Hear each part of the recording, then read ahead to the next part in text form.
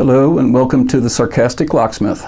I'm Richard Adams and today's topic is basic lock types and their preps.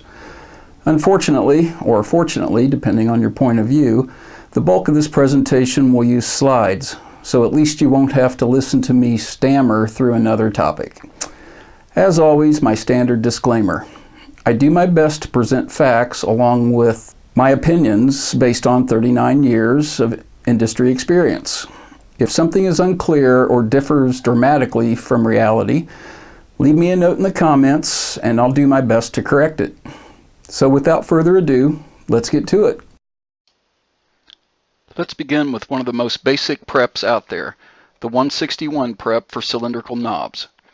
While knobs are no longer used in commercial applications due to current building codes, this is a good basis to begin discussing common terminology and preps.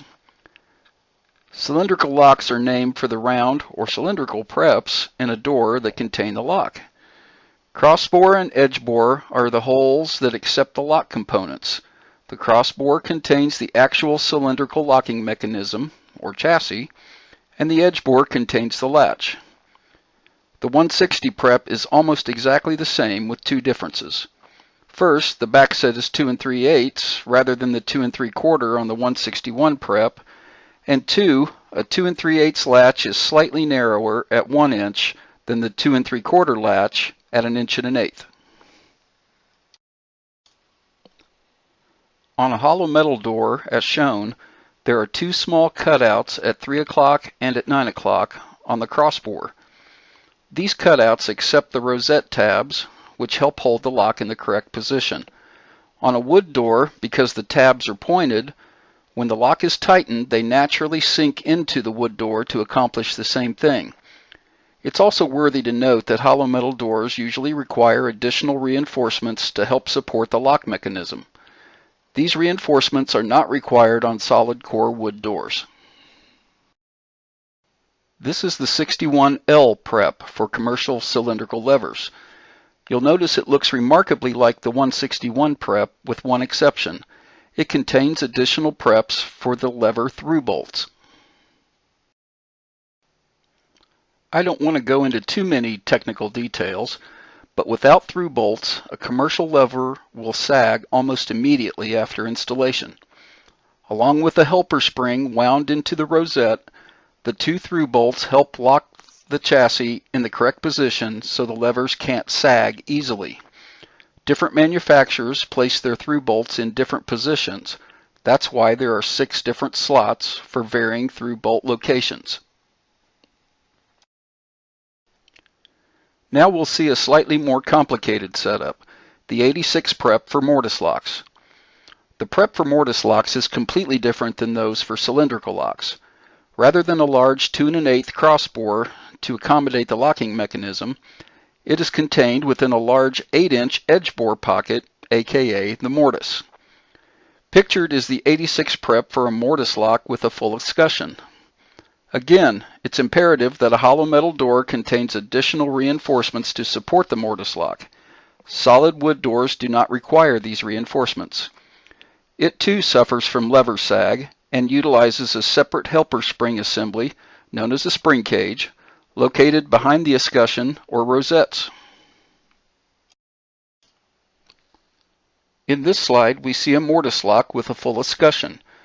This escutcheon can be aesthetic or can contain additional lock options, such as an occupancy indicator. The prep has a long crosscut to allow for these options and has the additional benefit of being easier to cut into the door face, one large prep versus many smaller ones. Mortise locks can also utilize a sectional trim. Rather than a full escutcheon, tying the cylinder and lever together into what seems a single unit, sectional trim allows the cylinder and the lever to appear separate. Obviously, without a full escutcheon to hide the long crosscut, individual preps for the cylinder and the spring cage and spindle assembly are necessary. Note that with all 86 mortise preps in these examples, per ANSI specification A115.1, the pocket or mortise size doesn't change. The only variables are in the door faces. with various preps for the different functions of mortise locks and their associated trims. However, be advised that by definition, a mortise lock describes the pocket that the lock body sits in only. Therefore, a mortise lock can be of any size and require a differently sized pocket than this ANSI spec.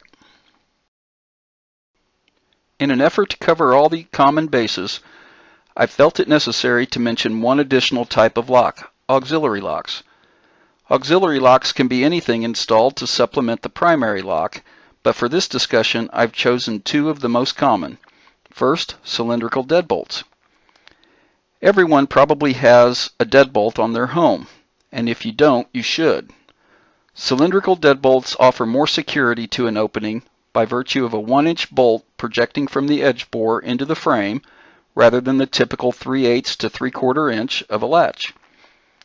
This, combined with the mechanical operation of a bolt versus a latch, makes this auxiliary lock more secure than a standard latch lock.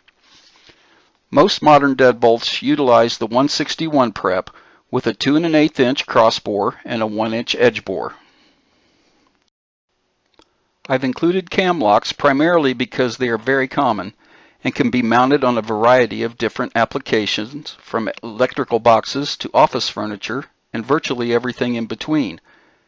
Cam locks aren't very secure and primarily used to keep honest people honest.